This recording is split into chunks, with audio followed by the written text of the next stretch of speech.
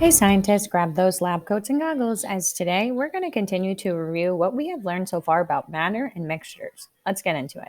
Now, let's talk about our essential question. Remember, essential questions in science and in different lessons can help us think about what we already know about a topic, and it helps us connect to new ideas that we're going to learn today to help us produce a new thought about the topic.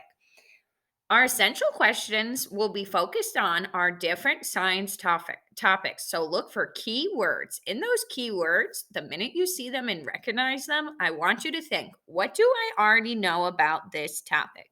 Once you have that in your mind, you want to look at the question again to see what we're trying to answer today or what are we trying to answer about that topic. It's important to remember that an essential question is like a goal as well. By the end of our science lesson, you should confidently be able to answer the essential question. Let's go over our essential question for today. Now, while we have spent time learning about matter and mixtures, we have gone over several different essential questions. Some different things, our essential questions, will pop up on the screen. But when we talked about matter, we looked into the three states of matter: solids, liquids, and gases. And we also looked at the physical properties of those items. So, what happens when we heated or cooled a state of matter? How would it change? Also, we compared and contrasted those different physical properties. So, we looked at what happens to matter when we placed it in water or stirred it in water. And we also looked at how it reacted to a magnet and even a light bulb sometimes. All of our different explorations have given us an opportunity to explore matter and its physical properties and how we would classify and compare those items. We have also talked about mixtures. When we've talked about mixtures, we've talked about what a mixture is and how it differs from a solution. And we also talked about how we can demonstrate a mixture and a solution using their physical properties. We stirred some lemonade to show different solutions, and we made some different snacks to look at mixtures, including Chex Mixes and different activities allowed us to see those differences and not being able to take back the properties and return them to their physical original states or solutions, or if we were able to take them back apart and put them in their original physical properties. Those were our mixtures. Through all this exploration, we have learned so many different vocabulary words. So for our first activity today, we're going to play the fly swatter game. Let's review how to play. For our activity today, we are going to be playing something called the fly swatter game. I'm going to show you an answer or a problem in the middle of the board. The problems that appear will have answers floating all around them. Your job is to find the correct answer as fast as possible and get your hand on the answer. If you get your hand on the answer quick enough, then you get to stay at the board. If you are not the first one to get your hand on the board quick enough, you go take a seat and the next person comes up. To win the game, you want to stand the longest and beat out as many classmates as you can. It can be your time at any moment, so make sure you pay attention. And when you're not playing, make sure you take time to look at the board to see where the answers are so you can help find them faster when it's your time up there.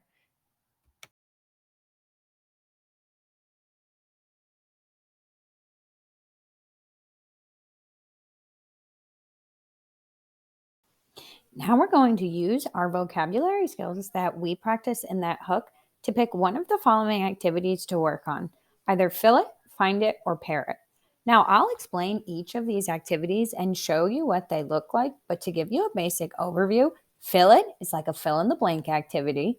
Find it is kind of like a clue activity, and you have to find the hidden message using vocabulary words, or the letters in vocabulary words. And pair it is like a matching activity where you have to match the vocabulary word to the definition. I'll show you what each of these looks like and how to start them so you can get an idea of which one that you want to try. Let's get into it now. I'm going to show you the fill it activity first. Like I said before, the fill it activity is just like a fill in the blank activity. You're given a word bank above. The word bank has different words that we looked at in our beginning activity and different words that we've used through the matter and mixtures unit. For this activity, you will go through and you will read each of the statements. Each of the statements has a blank that one of the vocabulary words belong in. Each of the vocabulary words will only be used once. So once you use the word, you can cross the word out. Let me show you what I mean. Let's look at number 1. While I am working on this, if I'm working independently or with a partner, here's what we'll do. We'll read the part out first, saying blank when we get to the line. Listen to me. The blank of an object include its color, texture, smell, taste, and ability to insulate or conduct electricity or heat. This first one has a lot of different words in it that are shown up here on our list. It has words that include if it's conducting or insulating electricity. So I know insulator and conductor wouldn't make sense in there because the word wouldn't be in its own definition. I could also cross out some other ones like electrical energy, thermal energy, because those are things that we were able to discover as we looked at some of the different items and their ability to conduct the electricity, electrical energy, or heat, which is thermal energy.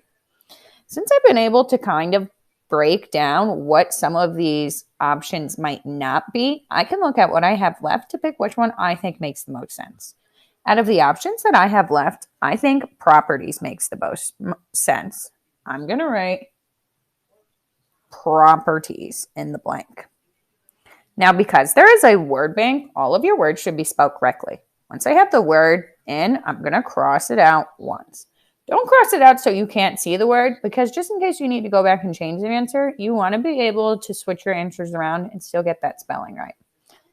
I would then continue on looking at number 2. Matter has 3 blank, which are solid, liquid, and gas. I would repeat the same procedure in picking a word out of the word bank, filling it in the blank, and then crossing it out and continuing.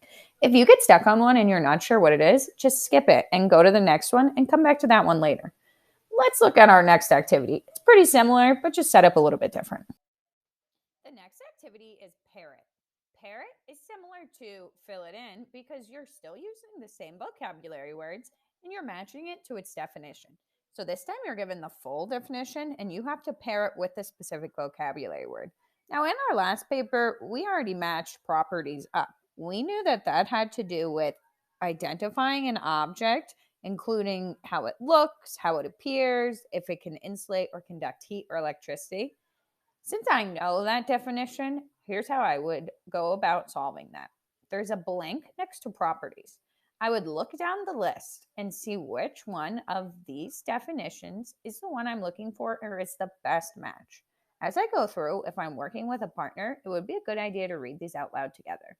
Once I finally get to the definition that I want, I'll double check with my partner by reading it out loud or double check with myself, always making sure to read it twice through to make sure I'm on the right path.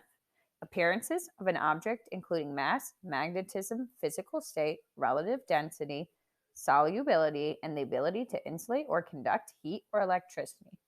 Well, that's its properties of an item. So I'm going to write the letter that is next to that definition up next to my vocabulary word. Then I can cross it out. All of the definitions and vocabulary words can only be matched once. So once I've used a letter, I can cross it out because I know I won't use it again. You do not need to draw lines to connect your definitions to your vocabulary words, as your definitions go all the way down your paper, so your lines would get a little bit crisscross. Just go ahead and write the letter that matches next to it. Let's look at our last activity, find it, before you guys get to pick which one you want to try. Now, find it is the same idea. You're going to need to find the vocabulary word that goes with a clue that you're given about each of the definitions. Up top, you'll see that there is an area of different blanks. Each of your vocabulary words will need to be spelled correctly for this activity. So although you're not provided with a key, you can use a key or reference your notes to help you with spelling. For this activity, you'll need to match the number up here with the clue on the bottom. For number 1, the clue is the classification of matter as a solid, liquid, or gas. If we were going to classify matter as a solid, liquid, or gas, and we were to think about our vocabulary words that would make sense here, we would need it to fill out this whole form. So we're looking for a 2-word answer here. If I had my word bank, or if a word bank was provided for us, we could definitely do process of elimination by narrowing down our solutions to just 2-word answers. For this one, our answer will be, we're looking for the classification of matter as a solid, liquid, or gas. That means we're looking at its physical state. So I would write that in. And remember, spelling counts on this one. So if I'm not sure how to spell physical state, I might ask a friend or teacher to help me out, or I might use a word bank that our teacher may provide us on the board. Now that I've written physical state down, you can see that, there's also this box in the middle here. This box is going to help you with the final part of this activity. Not only will you need to fill in all the correct vocabulary words, but then once you have all the correct vocabulary words, a hidden message will be circled. You will be given a clue at the bottom, and the clue will be answered with the hidden message that is boxed in.